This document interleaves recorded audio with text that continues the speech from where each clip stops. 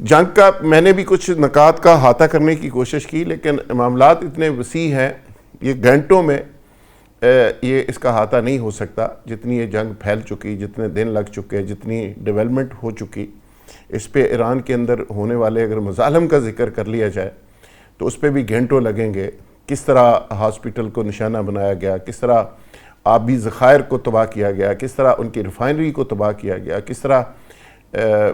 ایمبولنسوں کو تباہ کیا گیا، سکول کے اوپر اٹیک ہوا، ان کی قیادت کے اوپر ہوا، گھروں کے اوپر ہوا، کس طرح وہاں پہ مظالم ہے۔ آپ اس کو کس طرح دیکھتے ہیں اور آگے نتیجہ کیا نظر آ رہا ہے؟ میرا خیال ہے ہم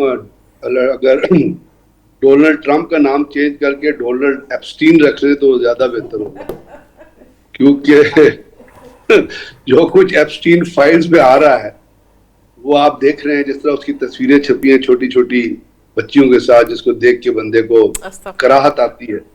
استغفر اللہ، یہ ایک لیڈر ہے کتنے بڑے، جو اپنے آپ کہتے ہیں کہ ہم جمہوریت کے ٹھیکیدار ہیں، ہیومن رائٹس کے ٹھیکیدار ہیں، ہیومن رائٹس واچ کے ٹھیکیدار ہیں۔ اس کے ساتھ ساتھ جو ہیئرنگ ہو رہی ہے ابھی اس کی، اور یہ جو پوری جنگ ہے، یہ بنیادی طور پہ اس کا ایک مقصد